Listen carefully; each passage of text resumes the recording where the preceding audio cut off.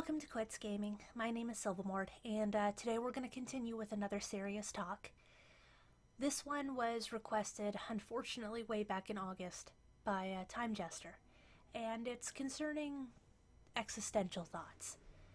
And Time Jester, I'm sorry it took me this long to get to it, but it's a very broad spectrum, and it took me some time to think about it on exactly how to address this. Luckily, I do have some insight on the matter because when your life changes, you do have a tendency to really look inside yourself and look outside yourself and look everywhere you can for some direction and meaning. And if there isn't more of an existential time than just the past couple months for myself, then I don't know what is.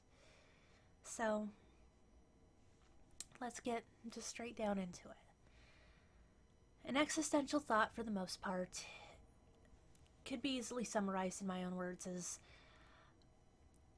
when you really have a debate and a serious contemplation of who you are and the entirety of that, of what it is you should do with your life, what type of person you are, what your purpose on earth is. And it even gets further. If you're the religious type, it becomes more of a spiritual thing. But we're just going to focus on the physical, or the earthly, should I say, since I know some of you might not be Christian, and then again, you might be any number of religions. So we're going to focus more on existential as a human's perspective and what it is like to really question and try to figure out who you are. So,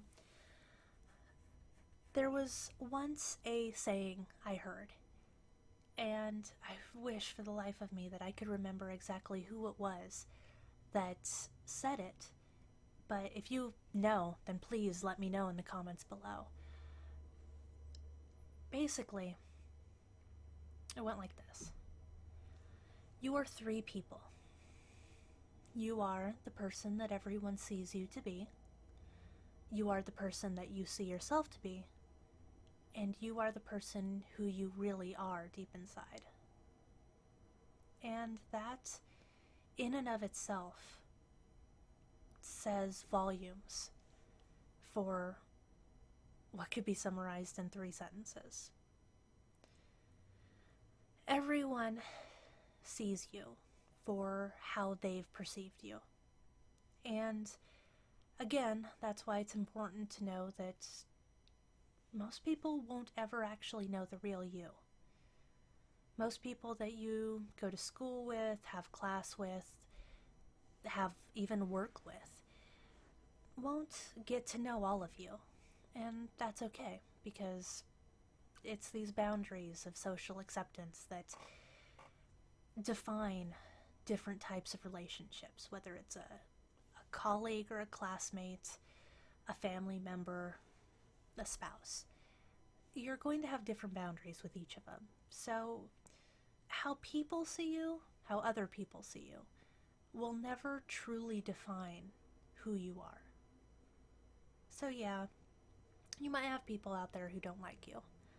I'm sure I have plenty of people that don't like me, but they don't know everything about me. And that's okay, because I don't need to prove anything to them. And I don't need to make them like me. It's about how you see yourself. Now, as long as you're true to yourself, don't lie to yourself, of course. Not all of us can be heroes, or athletes, or astronauts. Not all of us can be presidents. But each of us are unique, and we each have our own purpose, whether it's clear right now or not. I truly believe that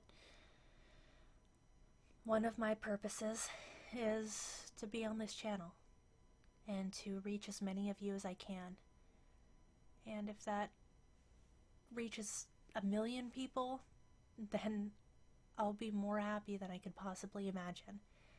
And if it reaches 2,000 people, I'm still incredibly happy, because that's 2,000 people in the world that I've had a chance to get my message to lend some form of guidance or comfort.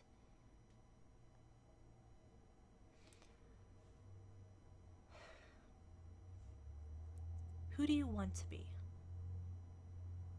That's a very scary question.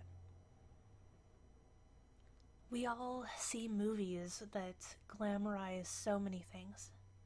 We're pelted in every different direction from so many different angles about, oh, it's glamorous to be a model or an actress, it's glamorous to be a rapper, to be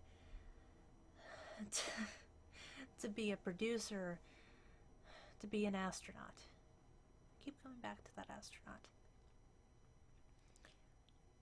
No one truly knows what you want to do but you. And yeah, as much as it would be great to be a world-famous plastic surgeon or to be known as the doctor that cured cancer, you can be great being what you're meant to be. I'd never be a doctor. I just have no interest in it. But there's a lot of things I can be, and I know I could be. I just haven't decided yet, and I probably never will. But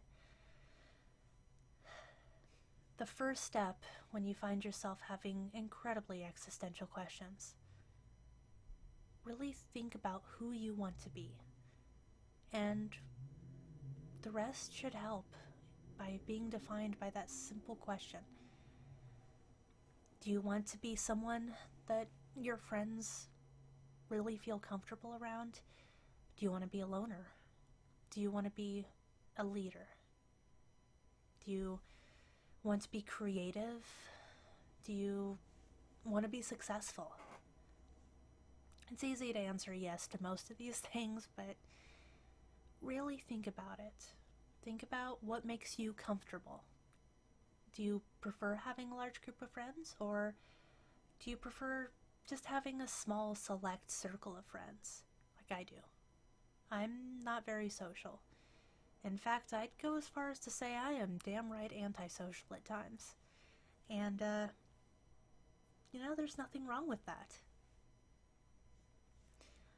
Now, when I say staying true to yourself, there's one you can never really change or confront, and that's who you really are deep inside. You might not even know who you are. And that's a really challenging thing to consider. A lot of us are never going to be put into a situation where we are forced to really understand ourselves to a subconscious level. And that's not a bad thing. It would require a large portion of sacrifice. Just because you don't know who you are 100% doesn't mean that you can't become a great person. Doesn't mean you're not already a great person. I can't tell you what to believe in or who to be, but I can help you find the right thought process to lead you down the path that you need to go. For example, I'd like to be someone who guides others. Like this, actually. And although I have fun doing video games and everything, I enjoy that, but I feel like this has more meaning. When my relationship of 6.5 years ended, it definitely was a moment that threw into perspective my entire life. Watching 6.5 years vanish. Not even vanish. It's like they dissolved right in front of me. All of that, the time, and although I still have the memories, that was a lot of work I spent building a life that I don't have anymore. And it really throws things into significant recess, what you feel like you're lacking.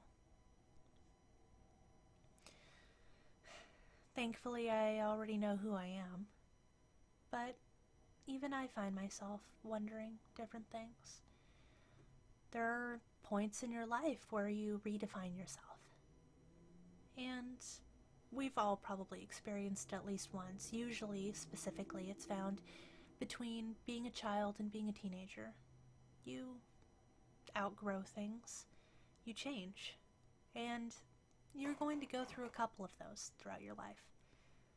The important thing is that you remember that no matter who you are, as long as you're true to yourself and you're true to your friends, then it doesn't really matter who you are. Always be there for the people who are there for you.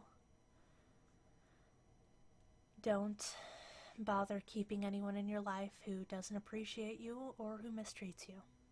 They're not worth your time, and they're not worth your effort. And do what makes you happy. But at the same time, understand that you will have to do some things that don't make you happy. Most of us who have jobs, they're not our life calling. They pay bills, and we do what we really enjoy in our time off, like this. But that's life. But do something that you can at least find some enjoyment in. And really find what it is that you enjoy doing and stick with it. Whether it's writing, drawing, painting, singing, dancing, a musical instrument, even if it's sports or fitness. Maybe you just like collecting things. Maybe you like, I don't know, horseback riding or scuba diving. Whatever it is, find what makes you happiest and follow that. And even if it's just in your spare time, that will significantly help you define who you are.